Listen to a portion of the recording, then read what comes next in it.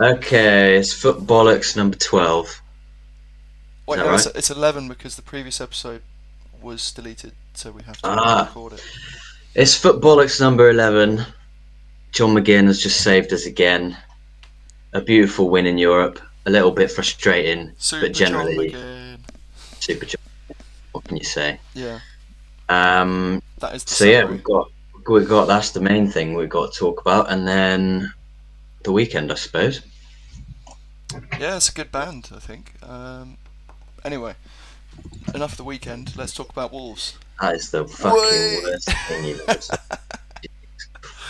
um, yeah. Terrible. Well, I think to be fair, my sort of not so unique take on it might be that due to Wolves' style of play and how they love to defend the box really, really tightly, that is kind of a good warm-up game.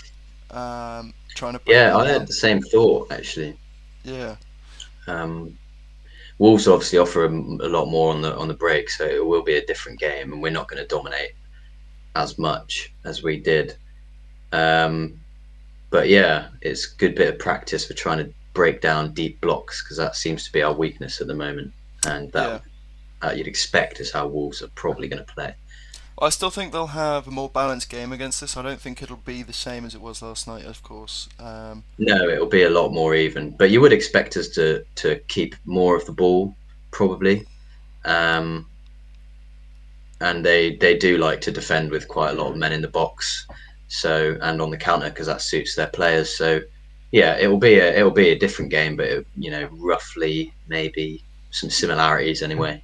Yeah, good one because I think we'll probably will dominate possession, but in those moments where we're able to draw them onto us, we will have a lot more freedom in attack. It's just if we can sort of replicate um, getting that goal towards the end of the game in such a tight, sort of well defended box when we do sort of maintain possession and push the ball Yeah, slightly up the and pitch. that's the thing with Wolves is that um, because they've got more of a threat on the counter and a pretty big threat with Neto considering his form. Um, we're gonna have to change our approach because we can't be as lazy as we were on the ball sometimes last night against Wolves. We're gonna have to be tighter. We're gonna have to calculate our risks more carefully because against how do I pronounce the name? Zrinski Mostar.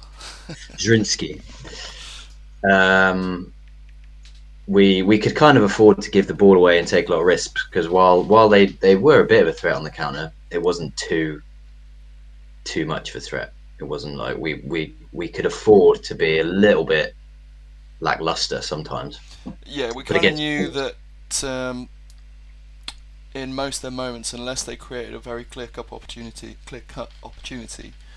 we would probably be able to defend it, even if it was a sort of 3-on-3 sort of. Well, not 3-on-3, but say that we had three defenders on their two attackers, yeah, we'd probably did we stand a did decent beat chance of defending it.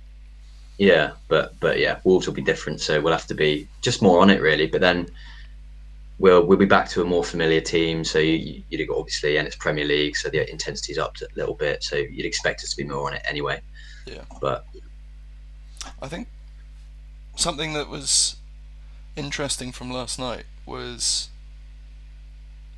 sort of his movement of centre backs to full back very willingly. Like Longley went out there, John McGinn almost played left wing back at moments, and I don't know if that's an indication of him saying essentially, especially because he pulled Dean off, that he doesn't feel like his fullback depth is maybe good enough. Maybe that's because he could have just left Dean on and brought Cash on, right? And he could have started Cash from the start and just sort of justified it with the fact that we don't have any other fullbacks. But I think in playing centre backs out there and it visibly sort of hindering us in certain ways, might be him sort of sending a message to the recruitment side and the owners like, we need more money, we need to buy fullbacks. yeah, I don't know. I mean, we played pre-season. We experimented with centre backs kind of playing as fullbacks and then tucking into a three in possession and stuff. Yeah, So it's clearly something that we've had in mind. as a tactic, and not one that's just forced by lack of available players. Um, but I think, To play that way against Mostar, though, I think it certainly was. Like, you don't need yeah, a sort of lopsided, um, kind of unbalanced defence that turns into a back three yeah, I think what with it wing was backs. is not necessarily a lack of quality. I think considering the way Dean and Cash have started the season, Emery's very happy with them as options.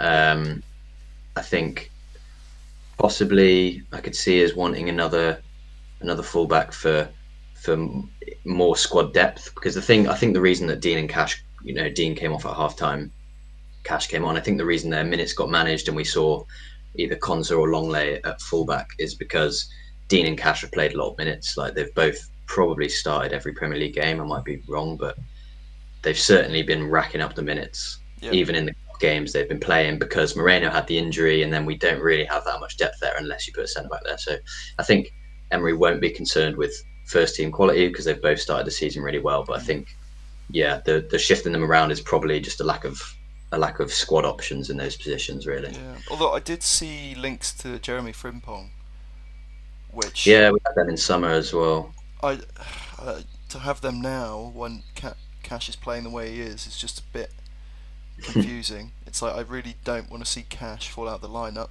but perhaps maybe that's more of a signing that says, if we are playing a Pau Torres and like a left back inverted sort of left centre back role, so that turns into a back three, maybe that's an indicator of potentially losing someone like a Bailey or an admittance that Zaniolo is not quite what he was looking for, and then Frimpong plays a sort of right mid kind of role in that inverted Yeah, system. But yeah, I or don't Cash, know. because we played Cash at Yeah. right mid this season before. Emery said after that game that he's very capable of playing there. He's played there in the past. So yeah, it could very well, if we're getting linked to players like Frimpong, it could just be that we're going to push Cash up and use him as a winger. And to be fair, on the left side we've got Dean and Moreno. We've got two first team quality players there. Emery says that he likes two players in every position, and Mm. Cash, while if we don't play Cash at right back, we play Konza. They're two completely different players, and it changes how we play. And if Emery wants another player to rotate with Cash, but within the same system, then maybe we do need another first team quality player there, like Frimpong. So Yeah, it's just interesting to think about how he might go about selecting that player. But anyway, let's get back on to the football. What was your, other than the goal, of course, favourite moment from last night? um, hmm, maybe the time Bailey went on a tricky run down the left hand side, second half, skilled about three or four players. Feet looked amazing. He had them absolutely bamboozled. Then the ball ricocheted out, came back to him on the volley, and he fluffed it completely and fell on his arse. That was probably my favourite moment, because I thought that is just A Leon Bailey classic. encapsulates absolutely everything that he's about. Like, really good dribble, bad decision making, fucks up the finish. Yeah, Um, that's fair enough. but no, I mean, apart from that, um, in terms of the game, do you mean? Yeah, any moment. I mean, there was definitely some interesting things I heard in the crowd that could make the list, but I don't know if they're Yeah, fit I to might all not be want to saying on broadcast YouTube. them. Yeah. No, I mean, the atmosphere was amazing. The whole end was loud as fuck. Um, Nervy it was though, nice. Huh? nervy. Like I think Yeah, a lot of it was quite nervy, and then you sort of had these moments where the sort of top right of Holt End started kicking in, and then you'd get murmurs sort of spreading around the rest, and then we'd have like a sort of good moment or two, and you'd just see the whole Holt End up on their feet, chanting and yeah, everything, and yeah. It's Villa Park is always like that, isn't it? It's like you can even tell watching on telly that the start of the game, it's absolutely buzzing. Everyone's well up for it, and then if we don't start really, really on the front foot, like that happened last night, um, the crowd gets really tense and really aggy really quickly, and it's not really very productive or helpful. But then all it takes is, you know, like in the second half when we won a few corners in quick succession, like suddenly the crowd was proper hyped up again. And the last 10, 15 minutes or so, the crowd did really get behind the team. It was really, really loud. Everyone was on their feet. It kind of just takes the players to get a bit of momentum really, and then the crowd picks up on that. But yeah, it does get kind of nervy and hostile at times, which is not really very helpful. But Particularly the guy sat next to me. yeah, He wasn't honestly, happy with anything at all. Not no, once did he like cheer apart from the goal. That was it. yeah. He It's was like so the ball would angry. be up in the air. Conser would bring the ball down. The moment it touched Conser's foot, he'd say, "Bloody hell! Move it quicker! What are you doing? Get it down the line!" It's like What's he's this had the playing ball. out of the back nonsense? There's just no need for it. You're just It's sort of ridiculous. ruining the atmosphere around you. Like you're not. And also, The the thing player is, can't in hear that you. game, is that what we needed was patience. Yeah. Like part of our problem in that game was that, especially when you get towards the last 20 minutes or so, we started taking shots from outside the box and playing passes that weren't really on, and like obviously getting a bit tense, rushing things. And the exact thing we need in that moment is patience and just trust that you're gonna get a good chance if you build up slowly, let it happen. Don't try and force it. But then yeah, you've got these like people in the crowd who are just going mental. Yeah. Well, I mean, Um, to be fair, there were moments we sort of did slow the game down, and you could see there were definitely times we could have gone out wide and put them under pressure, and instead we just sort of kept playing these balls, kind of risky balls, sort of between Tielemans and Dougie Luiz, yeah, where it didn't seem like we really had an idea of how that was going to progress us forward unless we just gave the ball to Dougie and let him do it. So I think we could have probably taken the ball out to the fullbacks a little bit more in that game. I think perhaps we'd sort of been scarred a little bit by the first half, where every time we'd go out to a Konza or a Dean, they just seemed to kind of get stuck because neither of those guys are really going to take a player on or play a speculative pass unless they've got space. So I think perhaps that just stuck in the players' heads a little bit, and then coming into that second half, they didn't want to sort of take that kind of risk of playing it out to the fullbacks again, yeah. thinking it's Yeah, not I going to do. work. I do get that. We definitely were a little bit too slow at times, and then I suppose we made a lot of changes at half time as well, and that probably contributes to the players not quite knowing what they're doing for a little while. Like it took us. I think the second half generally we played really well, Oh especially yeah, towards the last 15. Like we built up a lot of momentum. I think maybe when you change three or four players at half time, we also changed the system. Like we had Cash bombing down the right rather than Dean on the left. Like the whole look of the team changed, and I suppose it takes you a while to get used to that and figure out where the patterns are, figure out what's working and what's not. yeah. Um, Massively prefer Bailey on the yeah, left as well. yeah, me too actually. I think it's annoying because I think sometimes his most productive games, or I don't know, sometimes the games where he ends up scoring is when he's on the right because he comes in on his left foot, in like it'll be like a late run into the box or whatever. Yeah, He's got quite a good finish. Um, but then when he's on the right, maybe if you bring him on as a sub late in the game, you might put him on the right to try and get into the box. But when he's starting a game and he's on the right, he's not as effective with his dribbling. Whereas on the left, last night he looked on the ball when he's trying to make something happen. He did look a lot better on the left hand side. yeah. I suppose Um, it was a good game for him to build up his confidence in terms of taking players on as well. Because yeah, no he, disrespect he to had them the at the start, freedom. like they did defend relatively well, but when it came to one-on-ones, I think Leon Bailey did have a bit of a field day in terms of just tripping players up and making them look a bit silly. Yeah, and it's not even about the quality of their Yeah, player. To be fair. It's about like it's the fact that we could afford to make a few more mistakes because they weren't as threatening as like a Premier League club would have been. yeah, yeah, Um, absolutely. What do you think but is going yeah, to be the key part of the game that we need to essentially get right at Wolves? I think keeping Neto at bay. Um, every game at the moment seems to the back of my mind is always on the threat that teams have in behind us because it's been exploited so many times. And Yeah, when a team got a player like Neto, that's kind of like the first thing that comes to mind. Hwang as Um, well. Got to think about Hwang. The yeah, and pace. he scored the other week. Yeah, he's fast. So yeah, I think that's the first thing that comes to mind is their threat on the counter, really. Um, and then I think So it's do you just think, in terms of managing that, is that cutting off the long ball in the midfield, or like kind of like we did against Brighton, or is that perhaps bringing Emmy further forward so that when they do try and play those speedy counter attacks, he can mop up, or potentially a combination of the two? I don't know. It's a tricky one because the thing with Brighton is the reason we exploited the midfield is that that's kind of was as a reaction of how they play. I don't think Wolves will dominate possession as much as Brighton like to, so there might not be the opportunity to win the ball in that midfield quite as much, or at least winning the ball in that midfield area won't be as effective because Wolves won't be so pushed up high up the pitch. Yeah, I think it's maybe in those moments where Wolves do get the ball back and they want to turn and counter, we need to make sure we are on them so quickly that even if we have to foul them, whatever it is, before they get running with the ball, so that they Yeah, don't have a chance to play that ball over top.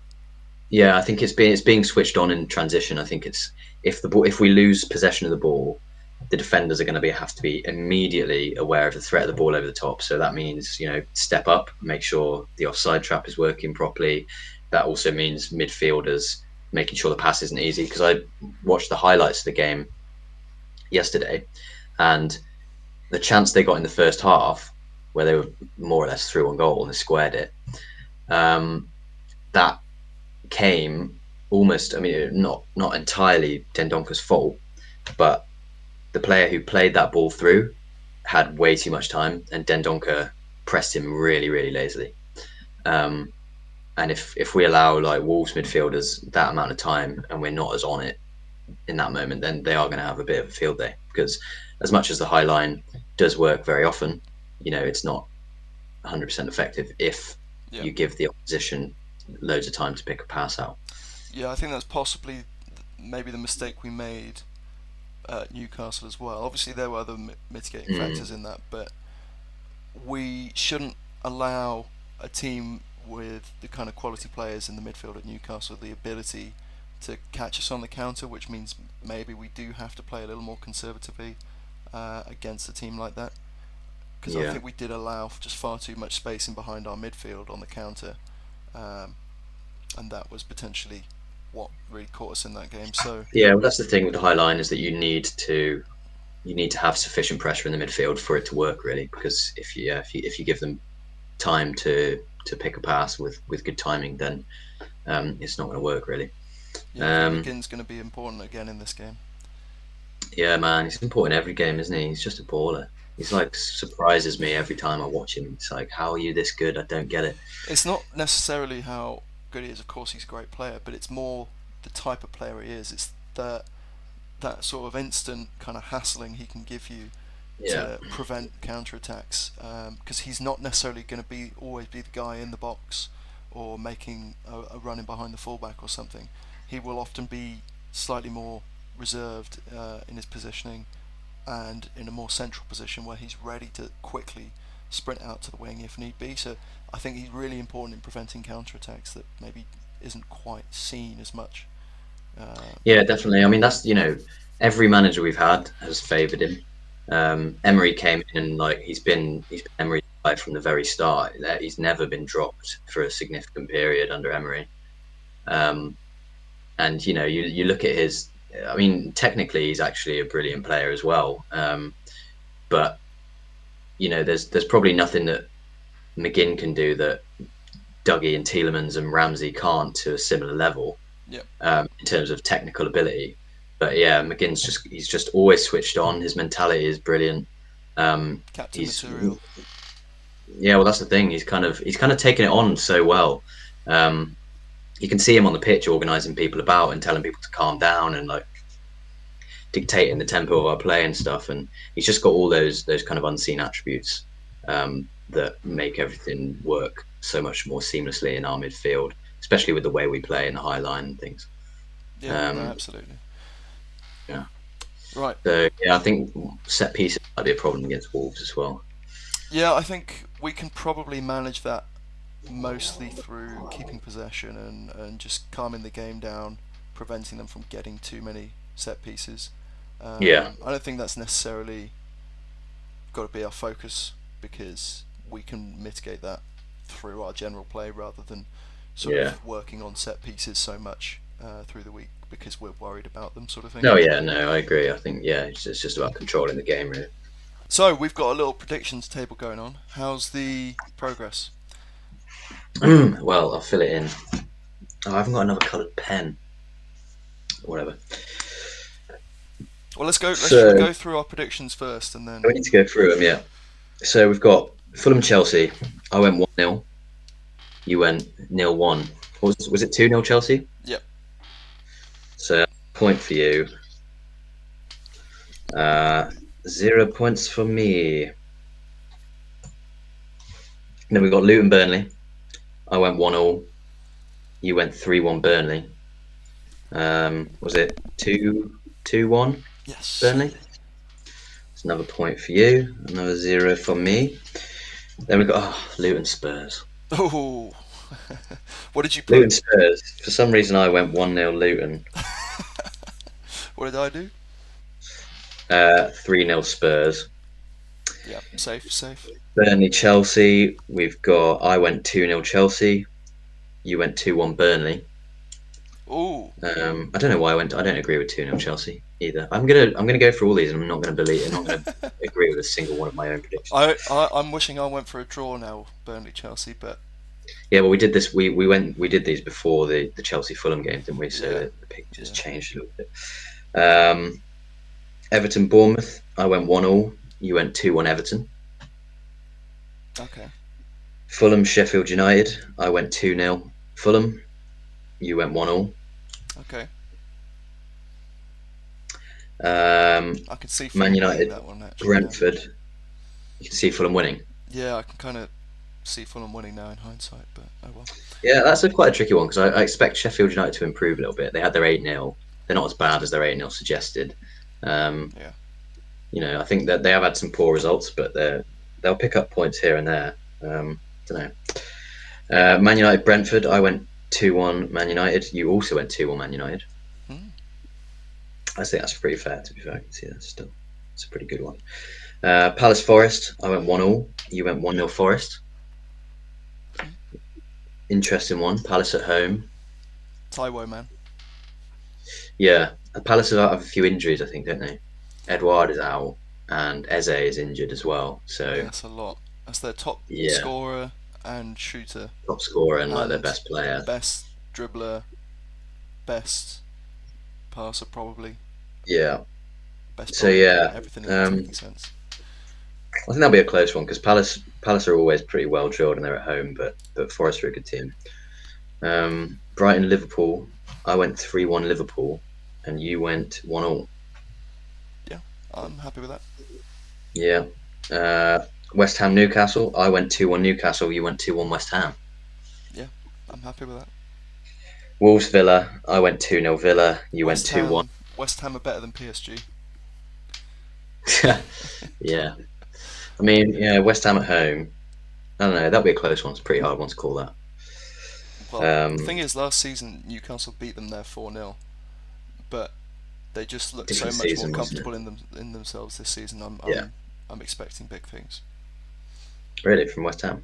Not in terms of like they're going to wash them down the drain, like sort of thing, but they'll just be a What lot about in better. the season in general? I think my prediction of around 10th, I think I put them is still valid. Maybe I'd put them up to 9th and drop Chelsea to 10th. Mm. Or did I? I think You I don't, put you don't think Chelsea they're going to 8th maybe. threaten like the fourth to eighth kind of bracket? No, probably not. To be honest with you, I think they'll get a few upsets, but I think they might struggle to break down some of the sort of mid-table teams if they get in a good run of form. I think they'll get quite a few draws. Fair. Wolves Villa. I went 2-0. You went 2-1 Villa. Yeah, just playing for Pretty that fair. bonus point there. And Arsenal City. I went 1-1. You went 2-1. Desmond. Fair enough. Fair enough. And All right. so yeah, that's the current 2-0 ahead so situation. far. 2-0 up. Yeah. I'll take it. And should we talk a little bit about FPL? FPL. I'm fucking can't be bothered with FPL, man. These injuries.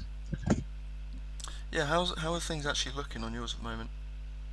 Not not actually awful. I think it's manageable. I've not played my wild card. I might have to soon, but it's not at that point yet. But basically, Estupinian is the one that's annoying. My team's fine except Estupinian has now got injured. Yeah. So I've also got Diaby and Saka who are flagged, but neither of them are long-term injuries. And like if they miss one weekend, it's not really cause to change my whole team up. Is what I think Yeah. it is. Just looking at injuries. Um, Going down to Mikel Arteta. I think he said that Saka is in contention or something. Yeah, he's in contention. Something Let's like see how that. it progresses from here to Sunday. That's never good news. Let's see how he recovers. Okay, in contention is like I don't mind starting him and then my first bench Yeah, player coming in. yeah. And either way, he's missing 1 week, isn't he? So even if he only gets 20 minutes off the bench, he's missing 1 week. And long term, he's still a player that I want to keep. So Yeah, um, absolutely. Although Koleosho needs to do something against Chelsea for it to be worthwhile him subbed on. yeah, are you going to get him out? Next week, yeah.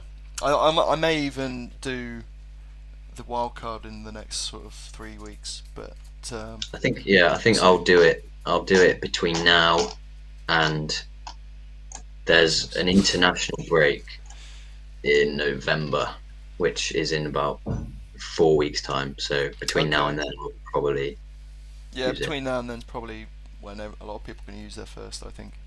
Yeah, Absolutely. Well, I'm captaining Watkins despite only predicting a 2-1 win, just because, his form. he's just on that. He's in that form, isn't he? Yeah. He's got his first few goals, and he's just yeah. I don't think City will blow away Arsenal, and I think, No, I'm definitely not going Haaland. yeah, I think as well. We've seen multiple teams now mark Haaland out of the game on separate occasions, so I just think if Arsenal are going to get something out of that game, they're probably going to focus a lot on keeping Haaland out of the game. They Yeah, will then have to watch out in the latter stages when things possibly open up, but that's the I only thing wouldn't I'm be thinking too about worried. is maybe Arsenal have a little bit of naivety about them. That's the thing that I could see them getting tripped up on in that game is a bit of naivety about how many players they commit forward and how much space they're leaving behind. I don't think that obviously they'll be very aware that they're playing Man City and they're playing against Erling Haaland, but like you say, especially towards the end of the game, if it opens up a little bit, there might be a little bit of naivety about Yeah, how I confident think they it's can more be. down to a tactical battle between Arteta and Guardiola in the midfield because that's where it was won and lost last season.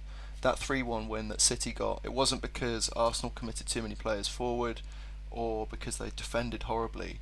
It was just they kept winning that midfield battle and breaking on them. And when you've got De Bruyne and Haaland to break on you, that's two of the best players in the world you could Yeah, possibly hope to break on someone, and they're going to be yeah, extremely clinical. So, I think if Arteta can figure out how to win that midfield battle, which there's a lot higher chance he can do that this season with someone like Declan Rice at the base. yeah. Is Rodri still out? Um, it's a 3 game ban, Because isn't it? So I think he should be still out. Yeah. yeah, you'd kind of back Arsenal based on the quality of their players, considering they've signed Rice. I think especially like they're at home as well. They've definitely got the players to win that midfield battle, considering City are going to be without Rodri. So Yeah. yeah, it's going to be an interesting game. Kind of yeah, really impossible to predict what's going to happen, how it's going to play out. Yeah, we've gone for it anyway. I think Erdegaard could play an important part. Like if they get a penalty, I think they'll put Erdegaard on it. I I think it'll be Yeah, one of those sort of captain's performances that pulls them through a game like that. Um, yeah. After seeing what, did you see the Doku and Alvarez goals? How they finished off the No, game against Leipzig? They looked no. so good, man.